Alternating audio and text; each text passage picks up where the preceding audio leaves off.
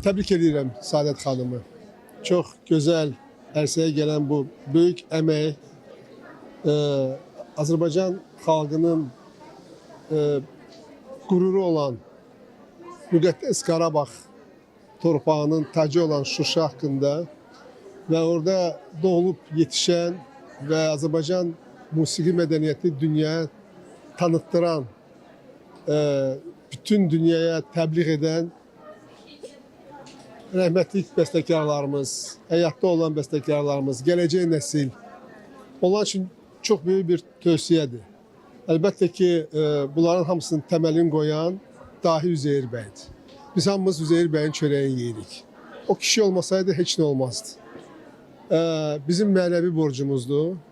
Bu sənəti yaşadaq və gələcək nəsillərə bunu bacardığımız qədər çox güvənli əllərə yetişdirək, verək və onlar bizdən sonra davam eləsinlər. Saadət xanımın bütün kitabları, bütün əməyi göz qabağındadır. Çox böyük ziyalıdır. Saadət xanım çox yüksək profesional bir peşəkardır. Mən təbrik edirəm. Mən bilirəm ki, bu kitab sonuncu deyil. Bundan sonra da Saadət xanım işgüzarlığı ilə bunu dəfələrlə sübut eləyib. Hamımızın bayramıdır və bu kitab da yaşayacaq, heç şübhəsiz. Bir daha təbrik edirəm.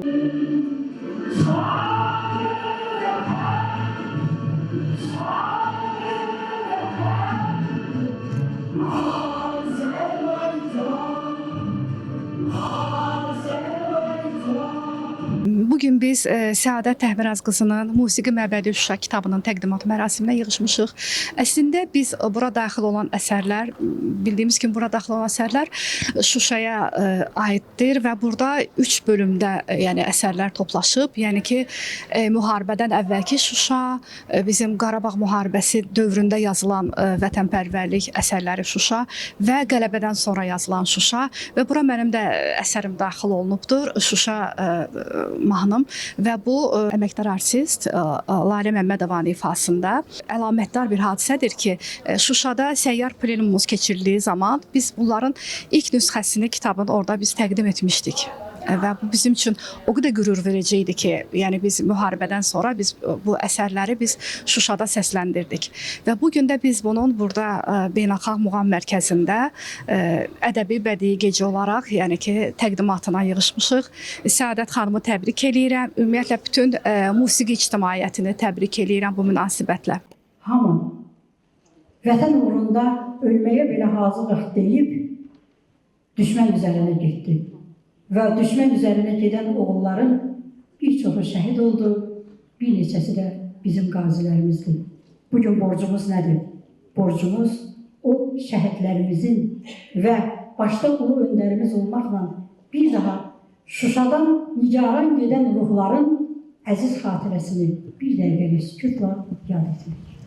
Saadət xanımın bugünkü kitabının təqdimatında olduğum üçün qürur duyuram. Çox gərəkli vaxtında yazılıb tərtib olunmuş bir kitabdır və bu kitabda gözəl Şuşamızın musiqi beşiyi olaraq ən qədim çağlardan üzübəri tarixi öz əksini tapıbdır.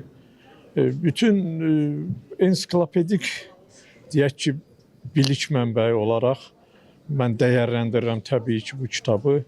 Çox xoşum gəldi, tədbir də gözəl tədbir idi. Tədbirdə deməli, ayrı-ayrı bəstəkarlarımızın Şuşaya həsr olunmuş mahnıları səsləndiyi peşəkar musiqiçilər tərəfindən. Mən bu kitabla bilirəm ki, düşünürəm ki, bizim xalqımızın xüsusilə gənc nəsil çox şey öyrənəcək, Şuşa barəsində çox şey biləcək. Mən müəllifə və bu kitabın ərsəyə gəlməsində zəhməti olan bütün insanlara təşəkkür edirəm və yeni yaradıcılıq uğurları arzulayıram. Bugün biz yığışmışıq Saadət xanımın işığına, Muğam Mərkəzinə.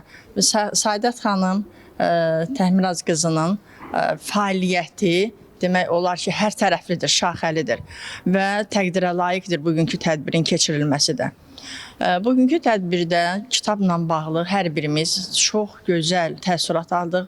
Müğənnilərimiz, şairlərimiz, bəstəkarlarımız, elm adamlarımız bugün bu tədbirə hər biri qoşulmuşdur. Yəni yenə demək istəyirəm ki, Səadət xanımın bütün həyat və yaradıcılığı bizim şəhidlərimizə, qazilərimizə, ümumilikdə Şuşa ilə bağlı olan bütün hadisələrlə bağlı həmin musiqilərində, həm yazılarında əks etdirmişdir. Mən onu bir də təbrik eləyirəm, can sağlığı arzulayıram və həyatda bundan da gözəl uğurlar diləyirəm.